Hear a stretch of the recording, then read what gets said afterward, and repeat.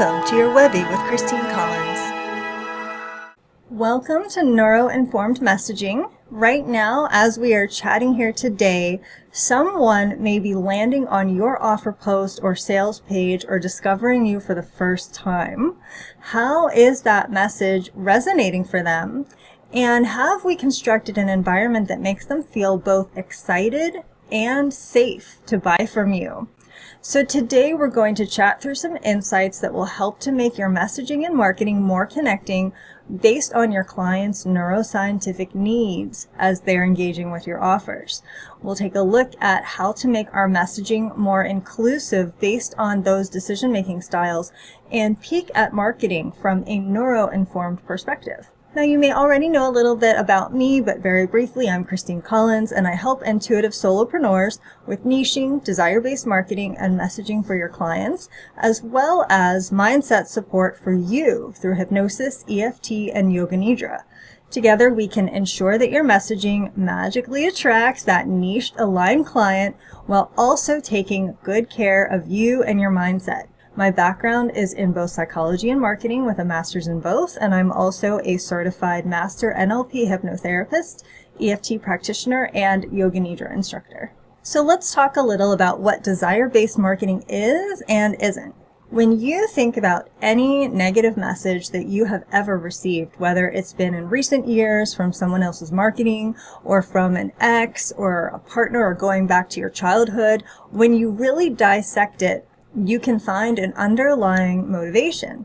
Their negative messaging about you or towards you came because they either wanted you to do something or to feel something that benefited them in some way. And they may not have been fully conscious of this. But the messaging that we received about being deficient in some area, it's either about power and control, like getting us to feel inferior, or it's about getting us to do something, like to buy something. And when we take this in through the lens of marketing, we can look at the bigger picture of how we have been traditionally marketed to as women. We're given a lot of messages about our flaws, a lot of messages about areas to improve. We need to stop procrastinating. We need to be better communicators. We need a cleaner house, or we need to look better, or even that we need to feel better. And just to clarify, I'm not suggesting that all self-improvement is a problem in terms of marketing. It really just depends on the intention of the marketer and on which emotions they try to invoke. For example, is it getting you stuck in shame, or is it extending hope for a better experience? We can often come away with the message that we're just not organized enough, motivated enough, intelligent enough, goal-driven enough, and that underlying message becomes not enough. It's like we're being told we need to get our shit together, we need to get help to get off our butt, we need to be held accountable. One of my least favorite words, like we're a little child standing in the corner for being naughty. And that's just not true. That's not what we need. It's what we've been told that we need. We are not inherently bad or naughty, needing someone to put us in time out to get things done. Usually, rather than us being naughty and needing to be held accountable, we are exhausted and needing sleep, or confused and needing guidance, or frightened and needing confidence, or distracted and needing inspiration. And that negative marketing message can really seep down deep if we're not attentive to it. So the reality is that we're all actually hypnotized about something, all different kinds of things. We're usually not aware of it. It can start at a very young age, but everyone is hypnotized about certain things, certain beliefs that we have developed due to someone else's messaging over the years. So we know that hypnosis can be used for good, for healing, and for transformation. And it can also be used to unhypnotize some of those negative messages that we got early on. It can also help us to move gently towards more positive or optimistic beliefs. But unfortunately, a combination of messaging from all of those negative messengers, whether it was family, exes, or companies who want our money, it can have a very negative effect of creating beliefs in us that we are lacking in some way. And often that occurs well below the line of our consciousness. So as marketers ourselves, it's important to consider the language that we use and how much of our marketing focuses on things like pain points or dialing up negative emotion. Our focus is on desire-based marketing. Desire is important even within our niching process. It involves understanding her desire for a particular dream or outcome and then messaging to that desire. Being able to understand and articulate her desire is part of how we attract her. We call her in with excitement for what she can have and do and become, rather than trying to get her to experience fear or shame or emotional upset over where she is. We don't need to do harm in the process of our marketing. So I would just like to open us off by saying, we don't do that here. We don't play that game here. In our world of desire-based marketing, we can compassionately acknowledge someone's struggle or challenge and be empathetic to their pain without using it to try to make a sale. So I'd just like to draw that distinction for us early on. There's a big difference between understanding and speaking to her challenges in an insightful way versus using it intentionally to dial up a negative emotion, getting her to feel so utterly crappy about her life that she feels the only way to escape that feeling is to buy something to fix it. The important thing here is that people really do remember how you make them feel, which will go a very long way with building a connected relationship over the long term. And that's with everyone who follows you, whether or not they ultimately become your clients. So our goal is to show our aligned client how she can expand her horizons and grow into something that feels really exciting and good to her while honoring her needs in the sales and marketing process. Now, sometimes when we're scrolling, we'll see those ads that will pop up in our newsfeed that intentionally dial up pain and shame and discomfort, and they might come across as effective. I know I've clicked on a few myself at different times. But I invite you to consider this little bit of neuroscience. As a hypnotherapist, one of the key things we understand about the subconscious mind is that it does have difficulty with processing a negative or with processing the absence of something. So if I would say to you, whatever you do, don't think of a pink cloud. Almost as soon as I say that, your brain automatically starts to conjure up an image of a pink cloud just so it can then follow my instruction to cancel it out. It just doesn't work very well. It would actually be a lot more effective to focus on moving towards something else, something that is wanted or desired. So to give you an example, when a client says something like, I want to avoid eating sugar or avoid eating salt or avoid eating chips. Unfortunately, for the person who is wanting to avoid those chips, avoid those chips, avoid those chips, the way that this translates down into our subconscious is just chips, chips, chips, because we really can't process the absence of something. We focus in on the very topic that we had wanted to avoid, and it actually places a focus on the very thing that that client was hoping to get away from. So if we take this understanding and apply it to our messaging and marketing, offering her something delightful that she could move towards and get excited about, we are actually offering a shift towards the desire and new and thrilling options. And that is a whole lot easier than moving away from something. So when we speak about desire-based marketing, in contrast to pain point marketing, not only is that desire-based marketing a higher vibration and better for your client's well-being, it also happens to be more effective. The only reason that I personally could think of neuroscientifically for someone to point a big red arrow at avoiding the chips or avoiding a problem is to keep you stuck in the very thing that you are wanting to change or avoid. And as a certified addiction counselor, something I was in my former life, who spent lots of time with folks who were trying to make those kinds of changes, I can attest that avoidance focuses in the treatment process were highly unsuccessful. Giving people something positive to move closer towards is a much easier way for them to actually make movement and also to digest and receive a message. And it also gives them something else that I think is very important, and that is a feeling of hope. Hope is a higher vibration emotion than things like fear or avoidance, or the kind of shame that is often used to try to get somebody to take action just so that they can get away from that feeling of shame or fear or self-loathing or guilt. Instead, we are helping her to move beyond her struggle while encouraging her to grow into something new and exciting, a horizon of beautiful possibilities. And as we're speaking about moving towards something versus away from something, it's the perfect segue into discussing one of the key types of buyer styles or buyer personas. So there's a range of decision-making tendencies that fall onto various spectrums, and they highlight certain needs that we all have in order to feel safe and ultimately be ready to make a purchasing decision. And as we speak about each of these spectrums, it's important to note that one end of the spectrum is not any better or worse than the other. We're all just different, and that we may fall anywhere along that spectrum. It's not necessarily an all or nothing where we're all the way to the left or all the way to the right. And it can also vary across different types of decisions.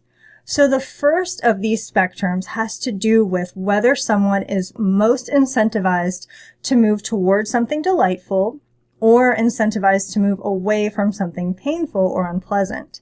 And it's largely because of this buyer style, unfortunately, that we will see some of that pain point marketing out there, because it is perceived as an effective way to capture this group of people by dialing up their pain. But as we have already discussed, that type of intentionally toxic pain dialing marketing really does leave out huge groups of the audience, not to mention the crappy emotional baggage that it carries. So with this first buyer style or persona, it's related to being either towards motivated versus away motivated.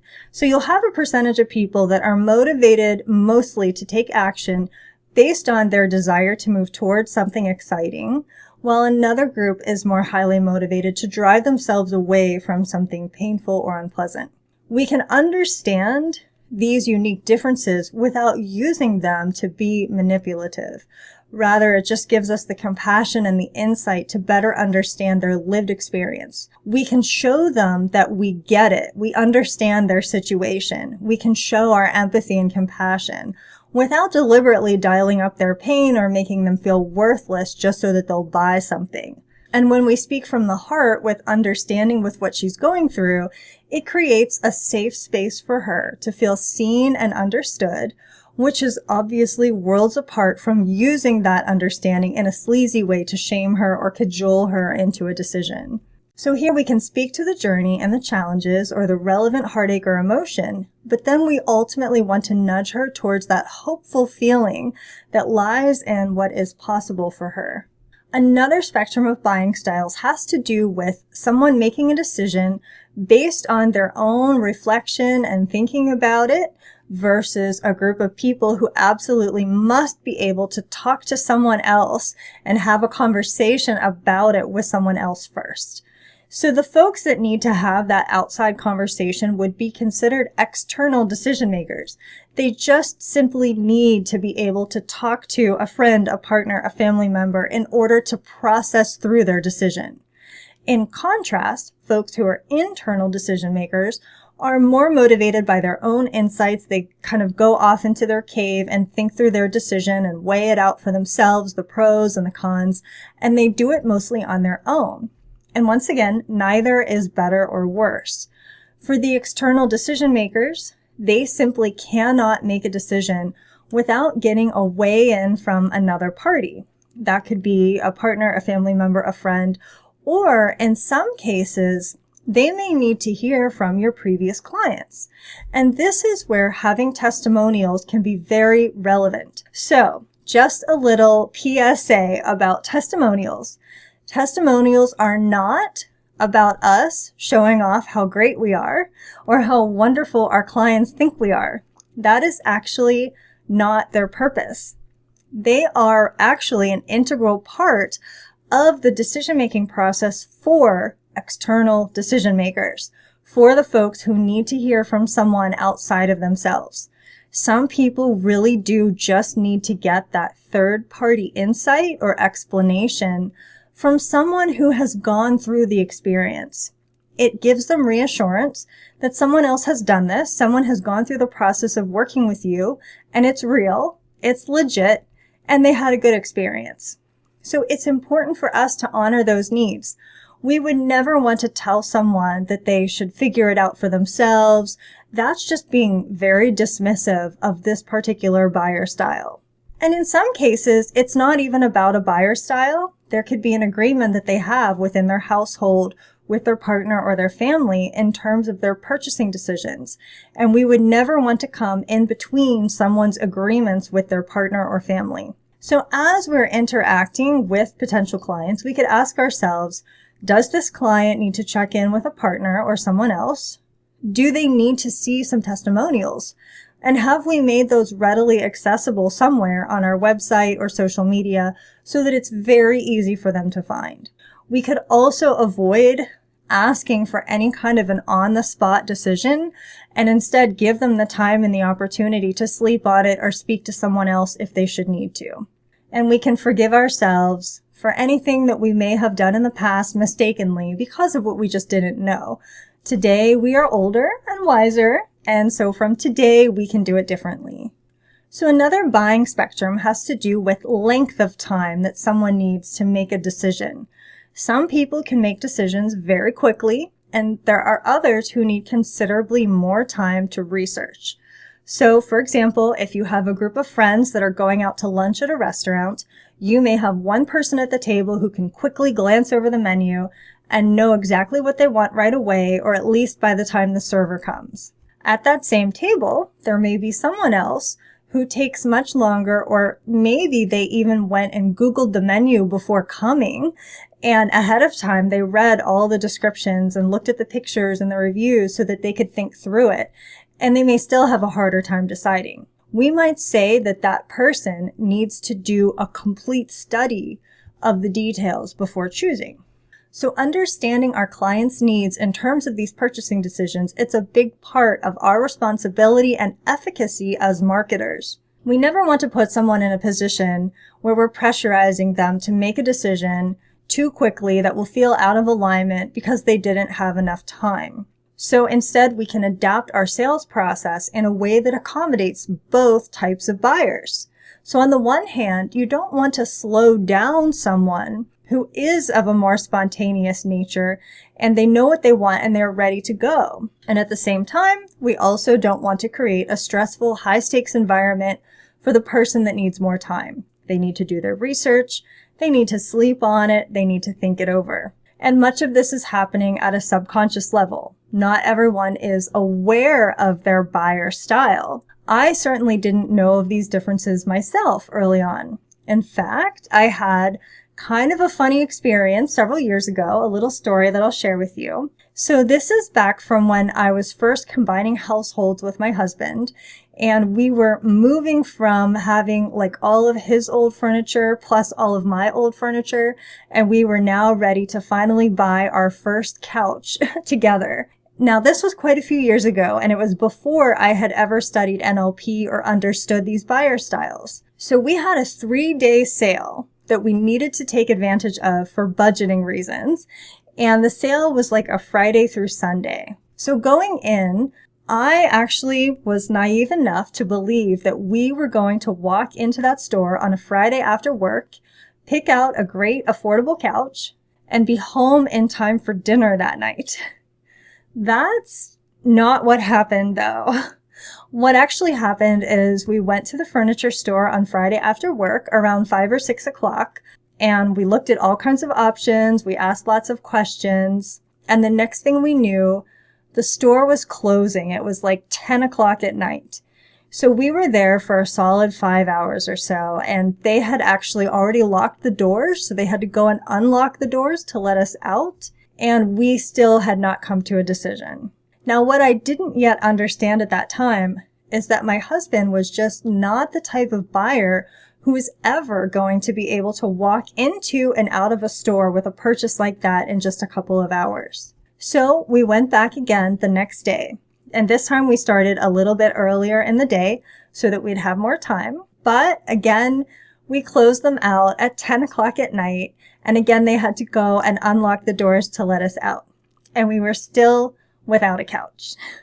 I will tell you the story does end happily, because on the third day, we went back. Again, we spent a long time, but this time we did end up with the couch and we did end up getting the sale. It just all took much longer than I had ever anticipated, which taught me a very valuable lesson about understanding and respecting the differences between two people's different buyer styles. The reality is that some buyers can look at a thing and say, I like this, it fits in my budget, let's do it. And there are others who need to go home, they need to look at other options, they need to read the reviews, they need to weigh out the possibilities, and most of all, they need time. Time to sit with the decision and the details, time to think it over. So our responsibility as marketers is to be respectful of those differences, and also to ensure that our sales process supports the differences. So when you have someone who is spontaneous, you want to make sure that you're giving them all of the information up front, the booking link, the sales button, and everything they need to know, so that if they feel that intuitive nudge, that this is a good fit for them with the pricing and the day and time and the outcomes, we can create for them that opportunity to be spontaneous and honor their own wiring to decide quickly. Because sometimes with the spontaneous decision makers, if you force them to wait, it can become more difficult for them to actually come to a decision. Sometimes they will start to second guess themselves. As more and more time ticks past, they start to second guess the initial nudge that they got, and they end up feeling more confused, and they may end up making a poorer choice for themselves because they weren't able to jump in when they felt ready. I have had those experiences myself of feeling like something was good and it felt right and I was ready, and for one reason or another I held back. Maybe I thought I was being too impulsive. Maybe there was something in the process itself that slowed me down. But through that waiting, that hesitation ultimately led me to a less desirable outcome. And of course, the same thing can be said on the other end of the scale with the research-based folks that need to do that complete study. We want to give them enough time to weigh it out in the way that they need to.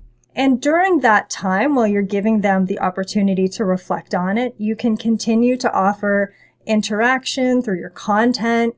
You can allow them to know, hey, I'm here, I can answer questions, and offer any additional details along the way that could be relevant for them to include in their research. So when we're thinking about incentives or offers and special deals, we can make sure that we're honoring those differences to our best ability. That might mean rethinking common marketing tendencies to offer like a 24-hour window or even a 48-hour window, which can make it really hard for the person who is the complete study and needs to research and think through it. And also, an overly tight time frame is an issue for the people that need time to read testimonials or chat to a partner. Those kinds of things may need to happen for them like over a weekend, for example. And for the spontaneous folks, if we talk about something and then don't allow them to purchase right away, or if your sales process is really hard to get through, it's like long and tedious, the button is hard to find, or they have to scroll and scroll for an eternity on a website just to get to the checkout button,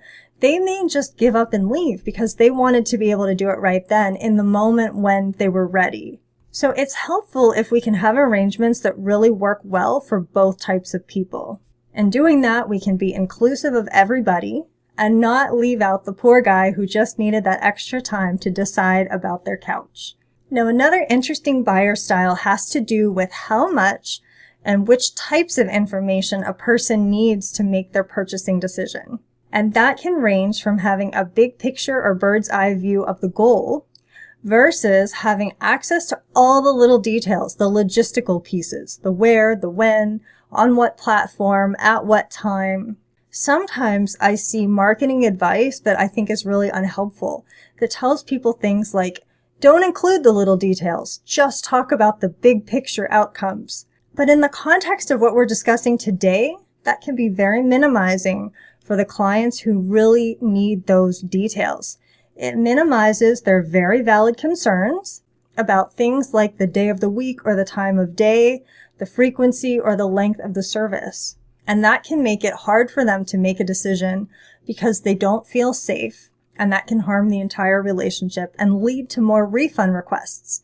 And of course, there are people who need the big picture overview, so definitely recommend including that. There's nothing wrong with talking through big picture goals or outcomes of your program or service. But there are just as many people who genuinely need to have those little details to make their decision. For example, if something is happening at a particular day and time, and in order for them to maximize their investment, they really need to be there live and not just watching a recording, then we need to include that information before we're asking for their money.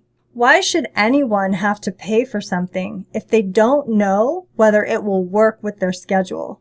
It doesn't make sense to say, okay, here's the payment link, but we'll announce later when the times are.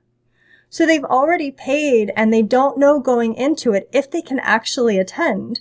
And even beyond the buyer styles that we're talking about, there are obviously other scheduling constraints that can make it impossible for a decision to be made without having the logistics. People have children and jobs and family commitments and then their own business commitments.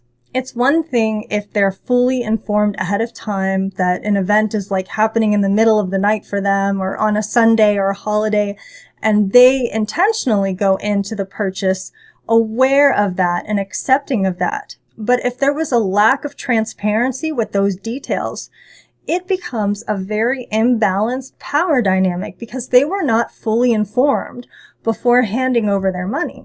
So we can utilize platforms like Acuity Scheduling or Google Calendar or any number of tools that exist to allow transparency for the date and the time, the platform, and the setup before they make the purchase. We can offer details like what will it look like? Where does it happen? Is it on Zoom? Do they need to have the internet? Do they need something else to participate? And another benefit of giving them some of these details is that it allows for them to begin visualizing what it will look like and feel like as they are going to participate. We know that the act of visualizing helps to create our future reality. The more we can step into that visualization with all of the sensory details and the logistical details, the more likely they may actually be to make that a reality for them and to buy because they've been able to visualize themselves doing it and it feels good to them. So when we provide those little details up front, it also creates an informed buyer and allows them to make a choice that will feel good to them. And in doing so, we reduce disappointment, mismatch, and refund requests. So I would say providing those details, it's not a distraction. It is actually neuroscientifically essential for many people to have that information. And this goes a long way in creating really great, satisfying relationships and experiences that will be lasting with our audience. So changing it up slightly, we have what I have dubbed neuroscience smooth moves. And these are just a handful of quick and easy little things that you can do to neuro up your marketing and your messaging that will allow us to maximize brain engagement on the client side and the capacity for our audience to actually take in and absorb our content. Because as solopreneurs, we juggle a lot, we wear a lot of hats, we put a lot of effort into our work, and it's so helpful if we can maximize the time that we have available to its full potential to make your messaging really work for you. So the first one here is that from a neuroscience perspective, we have about 20 seconds to make something relevant from their very first glance on a post or a blog to where it is relevant to them.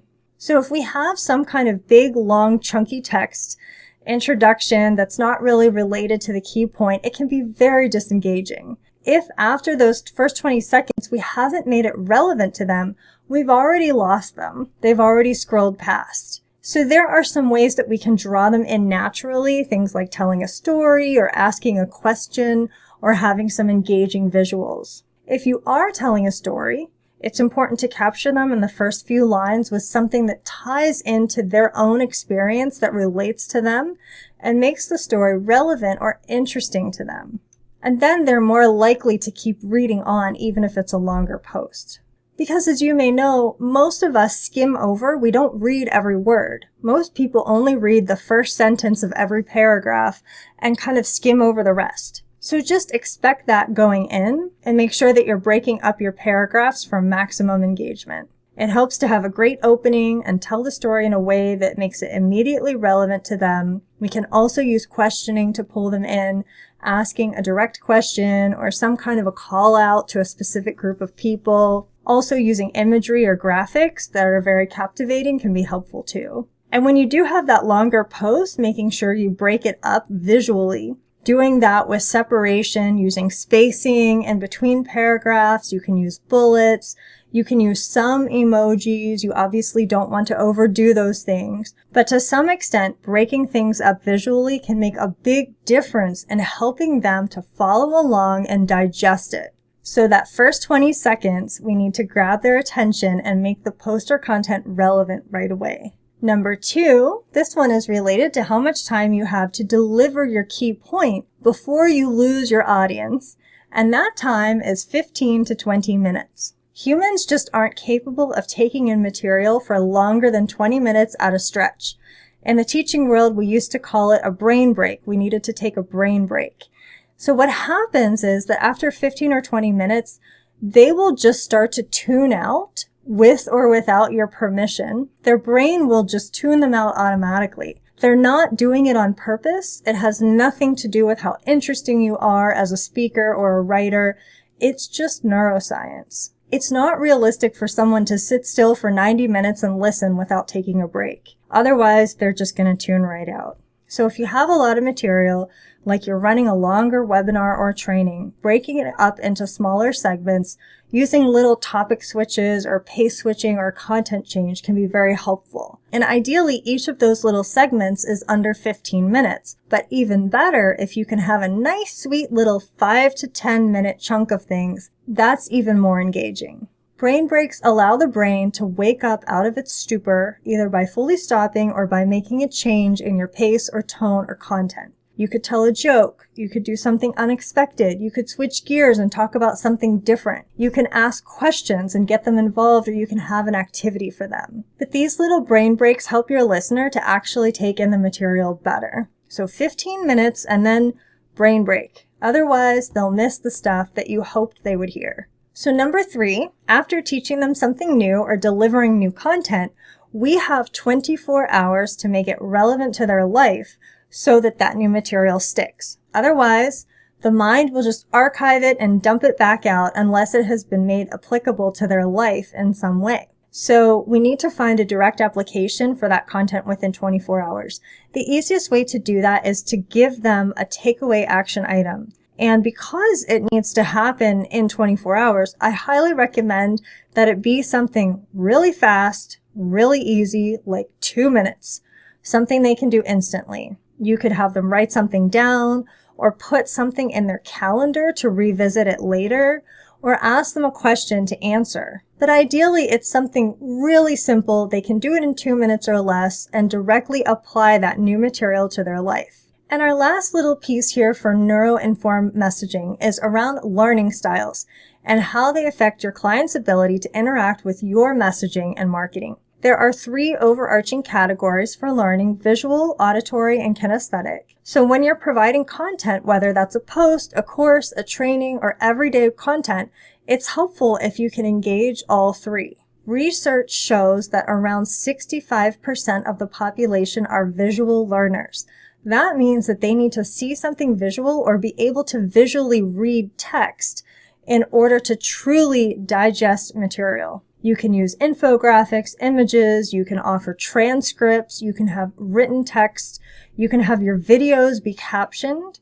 If you're using slides, you can have some words on the screen, and all of those things help to engage your visual learners. Now, it's around 5% of the population that tends to be purely auditory, which means that they're capable of just listening and learning. Now, that is a rather small percentage, which is interesting to note because in our traditional education, most of it is happening purely auditorily, yet only a tiny fraction of people can actually learn purely by listening. Most people do need visual tools or kinesthetic tools to learn. So then we have our kinesthetic learners, which is around 30% of the population, and they have to learn by doing.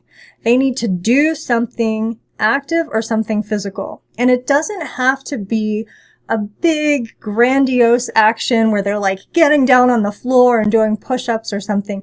They could actually just write down the answer to a question if they have a workbook or a worksheet. Kinesthetic learners are often our note takers because the act of writing down keywords that they're hearing can help reinforce what they're learning. So when your content supports all three styles, you've got a blend of some visual tools like words on the slide, you have some auditory tools like you're speaking on video or audio, and then something kinesthetic, a physical takeaway or action item. That could be a worksheet or a workbook, maybe something they can write down or something that they can do. And ideally suggesting for that kinesthetic takeaway to happen within those 24 hours for the reasons that we already touched on earlier to make that new learning relevant immediately. So all of this is to help us practice more neuro-inclusivity in our marketing, and just understanding these neuroscientific differences can create more engaging and inclusive content. It's doing small, easy, effective things consistently with your authentic message. Because there are also buyer styles that are related to consistency, and that is how frequently and for how long they need to interact with you and with your content in order to feel safe buying from you, that kind of trust building that happens over time. I think consistency gets misunderstood because it's not about doing something every day or every week. Just as an example, I only do my newsletter once a month, but for the most part, I do it consistently once a month. And I chose monthly as opposed to weekly or something else because that is what I was able to manage consistently. It's more important that you're consistent than that you're frequent. So it's not about doing 3 posts on Facebook every day or hyperactively sharing in 5 different Facebook groups every single day of the week and then completely disappearing for 6 months because you burnt yourself out. It's really just showing up regularly in front of your audience and engaging them with your message and having a relationship with them. It's you being that ongoing, safe, and reliable resource for them. And the more exposure they have to your message, the more likely it is to stick. When neurons fire repeatedly together, they wire together. And that reinforces the neural pathways of a particular thought or education or learning, like your message or your offer or your post. So the more they see your message in a consistent way, the more their thinking actually begins to realign to what that message is. The better they grasp it, the more they believe in it, and ultimately, the more likely they are to feel safe working with you. This is why consistency leads to more sales and creates better relationships. So I have for you here a very quick summary of what we chatted through today. Rather than trying to absorb this whole list, I would recommend choosing just one item here from our chat, one thing that you might like to revisit for your messaging. And then maybe just quickly jot it down on a post-it note to come back to it later. You don't need to run off and implement something today. Instead, just pick one thing, write it down, and allow your creative mind to chew on it, maybe over a few days, to see what might come up for you and how it might fit into your own marketing or messaging. So we have speaking to what she can move towards with that focus on her desire, acknowledging the struggle, but marketing to the desire and the vibration of hope, giving someone an opportunity to speak to their partner or family if needed, or offering them testimonials to review for those external decision makers. Ensuring your marketing allows time for decisions and not using those little tight 24-hour windows for sales process or specials. Offering the big picture and the little details for your offers. So talking about the purpose and the outcome, but also giving them upfront the day and the time. Aiming to catch their attention within those first 20 seconds with a question or a story. Not letting your content spill over longer than 20 minutes without a break. Offering an easy takeaway item they can do within 24 hours to kind of cement in that new learning, and ideally something simple enough that they can do very quickly.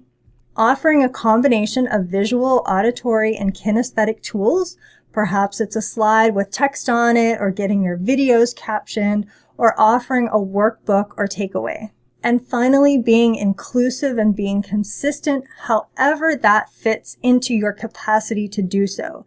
Knowing that being consistent and spread out is better than being frequent but really sporadic and random. So just do your best with all of it. Now today we talked through some really clever ways to captivate your niche client in a more neuro-informed way. And we can take that a step further when we deeply understand who we are messaging to and what she needs to hear from us. So it really helps to understand your niche and to speak to her lived experience, knowing where she is in that client journey towards you and what sort of content will really engage her there. So if you would like to go to the next level and get even more specific messaging and content help, as well as mindset support, I have a really fun self-paced program called Magic Creation, which is designed for intuitive solopreneurs. We dive into crafting your content in ways that are juicy and effective and sustainable for you. We'll tap into our intuition for the marketing strategy while also forming plans that are incredibly practical and very easy to implement. We get into some of the tangible tools like SEO for your website and your blogs, getting a lot more clarity on your niche and how to write to her in ways that she can hear you, and you get an array of mindset tools. So since I'm a hypnotherapist and EFT practitioner, I've bundled in a gorgeous hypnosis audio that was crafted just for this program, as well as some EFT tapping videos to support you along your path. I've really taken everything I offer and married it together into this magical little bundle of 7 bite-sized lessons, and it is self-paced so that you are never behind. You can do it at your leisure. And I just want to say how much I appreciate you coming along today for this journey. It's been really, really fun for me. I hope that you've gained some valuable insights that you can put to good use right away. And whether or not our adventure together continues beyond today, I have genuinely enjoyed spending this time with you, and I wish you a totally magical and creative rest of your day. Thanks for listening. This is Christine Collins at transformcreate.com.